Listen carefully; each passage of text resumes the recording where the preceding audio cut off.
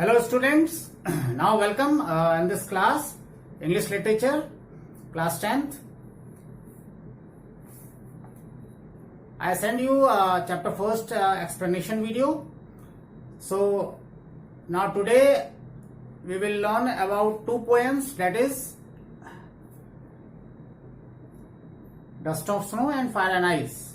These two poems are written by Robert Frost. You know Robert Frost, who is it? You already studied in class 9th, Road Not Taken. Now in this class, you will read two poems of him, that is Fire and Ice and Dust of Snow. So let's understand first of all about Robert Frost. So who was Robert Frost? He was an American poet. Was born on 26th of March 1874, San Francisco, California, USA. His father, William Prescott Frost Jr., was a journalist and he died of TB. TB से मर गए थे, tuberculosis. Now then, Robert Frost moved with his mother and sister to Lawrence, Massachusetts, USA. He was educated from Lawrence High School, Dartmouth College and Harvard University. He writes simply but insightfully, व्यवहारिक, about common ordinary experiences. He had already written the poem The Road Not Taken. And in class 10th, you'll read two poems of him, Dust of Snow and Fire and Ice. Okay? So, this is the introduction of Robert Frost, who has written The Road Not Taken and today's two poems, Dust of Snow and Fire and Ice. Students, let's read first the poem. I have book in my hand. So see here, Dust of Snow. It has two stanzas, two stanzas has me. The first stanza I am going to read. The way a crow shook down on me, the dust of snow from a hemlock tree. This one is first stanza, And the second one is, has given my heart a change of mood and saved some part of a day I had rued. So that's all. This poem contains two stanzas. Okay? I'm going to tell its explanation shortly. Now, what message gives this poem, Dust of Snow? It gives that a positive change can take place through negative also.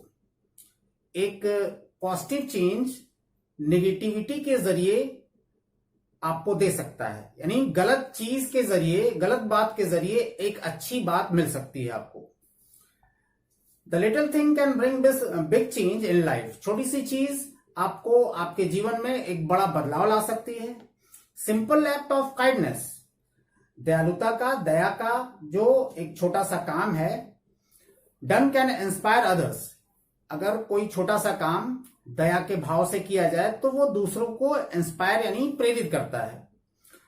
With enthusiasm, उत्साह के लिए, and may bring huge change in their lives, और उनके जीवन में कोई बड़ा बदलाव ला सकता है. So this is the message of this poem dust of snow. Okay,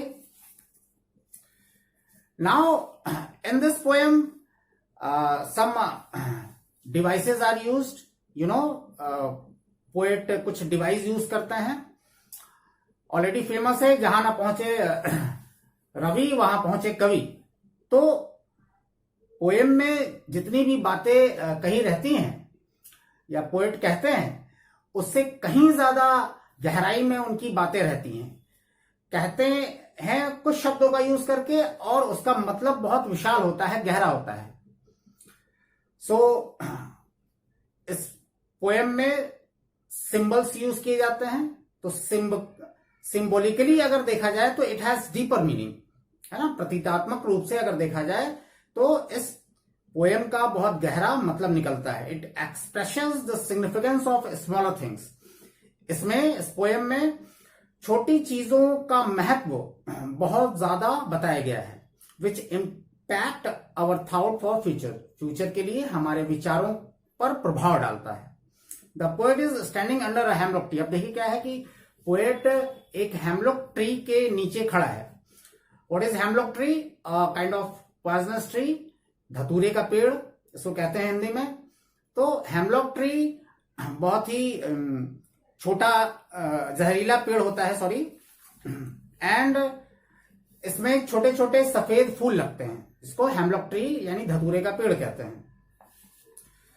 so poet खड़ा है हेमलॉक पेड़ के नीचे एंड इट इज स्नोइंग, बर्फबारी हो रही है। Soon a crow sitting on the tree shakes its snowflakes. Hemlock पेड़ के ऊपर एक कौवा बैठा हुआ है और जल्दी ही वो अपने पंख फड़फड़ाकर शेक करके फ्लेक्स बॉल, डस्ट के बॉल, स्नो डस्ट के बॉल जो है वो पोएट के नीचे गिरा देता है, पोएट के शरीर पर गिरा देता है। And this changes his mind, his mood. इस छोटी सी बात से पोएट का मूड चेंज हो जाता है। तो इसका मतलब क्या है कि पहले खराब था, यस, पोएट का मूड पहले दिन के शुरू के हिस्सों में खराब रहता है और खराब मूड लेकर पोएट हेमलॉक ट्री के नीचे खड़ा रहता है और बर्फबारी हो रही होती है।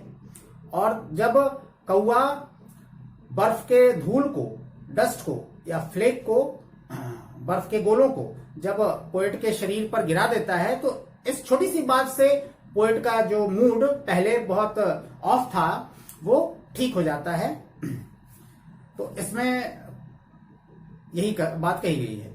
Now what devices in this poem poet uses, क्या डिवाइस यूज करता है? देखिए, एक तो राइम स्कीम होता है। राइम स्कीम में जो स्टैंजाज होते हैं, स्टैंजा के लास्ट में जो अल्फाबेट आता है वो किस किस अल्फाबेट का यूज किया गया है।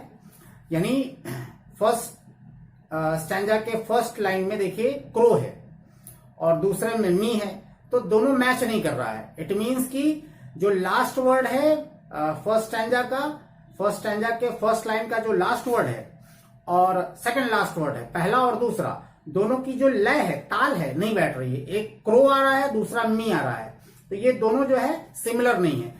तो इसमें पोएटिक डिवाइस हम एक अल्फाबेट ले लेते हैं, जैसे ए बी। तो इसके लिए दो लाइनों के लिए हमने पोएटिक डिवाइस जो राइमिंग स्कीम ले लिया है वो ए और बी ले लिया है, क्योंकि दोनों मैच नहीं कर रहा है। दोनों अगर मैच करता तो हम सेम अल्फाबेट लेते। अब इसमें देखिए ए बी। अब इस पोएम में जो पोएटिक डिवाइस यूज किया गया है वो ए बी ए डी है। यानी तीसरे लाइन में आपको जो पहले लाइन के जैसा ही आपको तुकान जो है, जो लय है, जो कहते हैं कि साउंड, वो मिल रहा है। तो जो पहला और तीसरा लाइन, पहले स्टैंजे के पहला और तीसरा लाइन का जो आखिरी वर्ड है उसका लय मिल रहा है, तो हम इन दोनों को सेम कर देंगे। और जो लय नहीं मिलता है वो उसको अलग अलग रखेंगे। तो फर्स्ट स्टैंजा में जो राइम स्कीम यूज किया गया है ए बी ए डी, ठीक है। अब इसमें इस पोएम में सिंबल्स क्या यूज किए गए हैं? सिंबोलिज्म, प्रतीक, चिन्ह के रूप में। तो हेमलॉक ट्री है और दूसरा है क्रो, कौवा है। इस पोएम में आयरनी यानी व्यंग भी यूज किया गया है। हेमलॉक ट्री एक पॉइजनस ट्री है, फिर भी जो है पोएट को डिजायर्ड हैप्पीनेस यानी मनचाही खुशी देता है। तो यहां पर एक व्यंग आ गया है, आयरनी आ गया है। तो स्टूडेंट्स, ये था आपको पोएम के बारे में जानकारी। अब मैं आपको ये बताता हूं कि इसमें हार्ड वर्ड्स क्या यूज किए गए हैं। इसमें एक शूट डाउन है। शूट डाउन मीन्स गिरा देना। Okay, now the second word is hemlock. Hemlock क्या है? अ काइंड ऑफ ट्री, पेड़, छोटा सा पेड़ है जिसमें सफेद फूल खिलते हैं और एक जहरीला पौधा है, पेड़ है। एंड र्यूड, र्यूड मीन्स कि जो दुख या पछतावे में बीता समय, बर्बाद, इसको रूट। तो ये कुछ 2-3 वर्ड्स थे, हार्ड वर्ड्स थे। अब मैं आपको पोएम पढ़ के इसकी मीनिंग थॉरली बताता हूं। Dust of snow, first stanza में पढ़ने जा रहा हूं। The way a crow shook down on me. अब देखिए ये 2 लाइन का मतलब समझिए कि जिस तरीके से कौवे ने मेरे ऊपर शूक डाउन किया। शूक डाउन क्या करेगा? वही बर्फ के जो डस्ट हैं उसने गिराया। तो जिस तरीके से कौवे ने बर्फ का डस्ट मेरे ऊपर गिराया, ये 2 लाइन का ये मतलब है। The dust of snow from a hemlock tree. तो जिस तरीके से कौवे ने मेरे ऊपर शूट डाउन किया, गिराया, ये 2 लाइन का मतलब हो गया। और तीसरे और चौथे लाइन का मतलब है the dust of snow from a hemlock tree. Hemlock tree से स्नो का डस्ट, ये 4 लाइन का मतलब हो गया।